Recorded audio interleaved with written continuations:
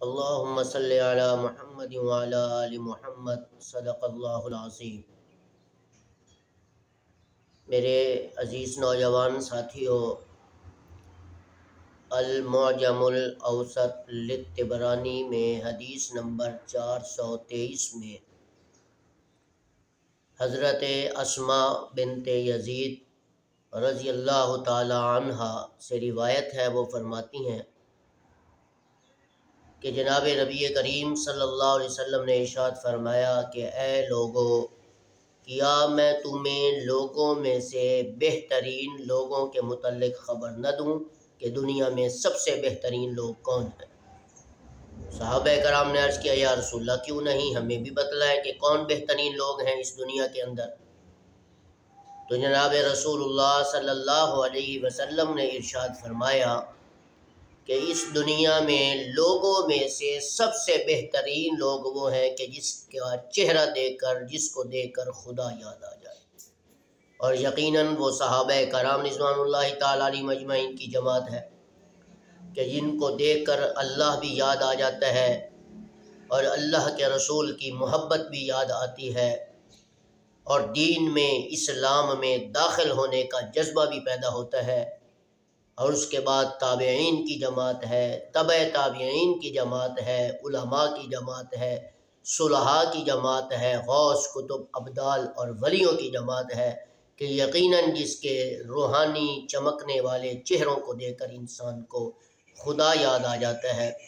اسی لیے کہنے والے نے کیا خوب کہا ہے کہ اللہ اللہ کر کے جسے اللہ نہ ملا، یہ اللہ والے ہیں جو اللہ سے ملا دیتے ہیں۔ پھر آپ صلی اللہ علیہ وسلم نے فرمایا کہ اے لوگو، کیا میں تمہیں یہ نہ بتلاؤں کہ لوگوں میں سے سب سے بدترین لوگ کون ہیں؟ تو صحابہ کرام نے عرض کیا یا رسول اللہ بتلا دیں کہ کون لوگوں میں سے سب سے برا آدمی ہے، بدترین لوگ ہیں۔ تو آپ صلی اللہ علیہ وسلم نے فرمایا کہ میرے صحابہ، دنیا میں غلیظ ترین اور بدترین لوگ وہ ہیں کہ جو لوگوں کے سامنے ان کی چغل خوری کرتے رہتے ہیں، دن اور رات ان کا یہی کام ہوتا ہے، اور دوستوں کے درمیان ان کے تعلقات خراب کرتے ہیں، حتیٰ کہ ماں باپ ان سے جدا کروا دیتے ہیں جھوٹی خبریں دے کر، جیسے کہ آج کل معاشرے میں چل رہا ہے، جہاں کسی آدمی کی آپس میں محبت دوستی ہوتی ہے تو کوئی دوسرا آدمی حسد کی وجہ سے اچھا نہیں سمجھتا اور اس کے دوست کو چغلیاں کر کے اس کے دوست کو اس سے جدا کر دیتا ہے، ماں باپ کو